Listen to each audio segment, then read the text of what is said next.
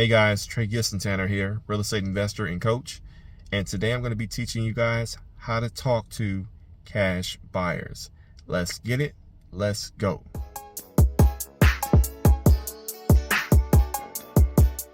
All right, so you're a new wholesaler, real estate agent, and you've decided that you want to work on the investment side. So you need cash buyers, right? So any good cash buyer has something called a buy box. It's your job to find out what the buy box is. Simply put, it's a buying criteria, right? So maybe how many bedrooms, how many bathrooms, what kind of square footage, all that kind of good stuff. They know what they want. It's your job to go out there and get it. Now, when you're talking to cash buyers, you never want to seem like you're a rookie. But it's okay to sometimes show your hand and say, hey, I'm just getting started, right? Because you're looking for a mentorship opportunity. The key to the buy box, when they give you the buy box, though, is that you never deviate from the buy box. If they tell you, oh, their minimums are 2-bedroom, 2-bathroom, built after 1960, right? And they only want to buy in 4 zip codes. That's the buy box for that specific buyer, and do not give them anything that is not in that buy box. That's just going to piss them off, okay? I can't tell you how many people still send me properties that I don't want, right? Yeah, because they get something, they lock it up, and they just shoot it out to whoever, is on their buyers list, and they expect everybody to want to take a look at it. And it just ticks everybody off because they're just like, no. Maybe I'm working on my rental portfolio. Maybe I'm trying to flip right now. Like, just profile us and, send us what we want. That's just my opinion, guys. But it's very important for you when you get started out that you are listening to what the cash buyer wants, okay? Now, cash buyers, there's 2 different types of cash buyers, right? There's buyers who flip, and there's buyers who buy and hold.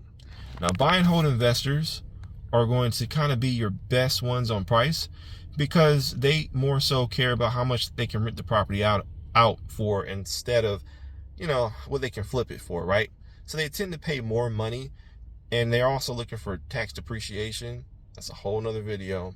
But as you grow, you got to learn what tax depreciation is. But they're looking to offset their taxes with their rental portfolio, right? So they'll pay a little bit more money because they make a ton of money anyway. So they're going to be your better buyers, but they're going to be very, very strict on where they want to buy because they don't want to buy rental properties in, F, D, sometimes even C-class neighborhoods. They're going to want them in the B-class neighborhoods. They may deal with a C or C-plus neighborhood. And definitely an A+ neighborhood, right? But they also don't want to pay too much money because then it just won't cash flow. So cash flowing for a buy and hold investor is so important. I'll do another video about cap rates and cash on cash and things of that nature later. But just understand that location is important for them because they want to make sure that they're going to get a good solid tenant in return on and appreciation on value on their rental property that they purchase from you. Now, for a flipper, flippers are going to be a little bit more difficult to deal with when it comes down to price. There's a ton of nice flippers out there as far as personality. That's not the issue, but they can't pay as much as buy and hold investors. Why? Because they're not looking to actually refinance the property at a later date. They're looking to sell the property for the highest price. But they're also taking on more risk. They're going to do more repairs to the property than the buy and hold investor will because they want to sell that property to an owner occupant. So they're trying to think just like, hey, the young family with the 2 kids and the dog, right? So they're going to be looking at the newest, finishes for the for the kitchen, for the bathroom. They're gonna paint everything. They're gonna replace all the flooring. They're looking at the property a little bit differently than the buy and hold investor is. So it's your job to find out what's their buy box, right?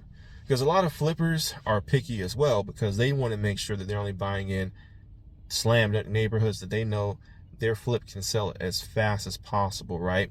So making sure that you're adding value to these buyers is so important. I think the most important thing that you can do when you're just getting started out is making sure that not only are you listening, but once you do a couple of deals, you're staying consistent with your buyer. And when you find a good solid one, you stay feeding that buyer, right? Stay focused on their buy box, because it's going to make you more money. I can't tell you how much money I made with the hedge funds, because, hey, they gave me a buy box and I gave them exactly what they wanted, and they purchased it, and everybody was happy. And they purchased these properties for maybe 90 to 100% of ARV, right? So as you continue to grow on your journey as a wholesaler, as a realtor,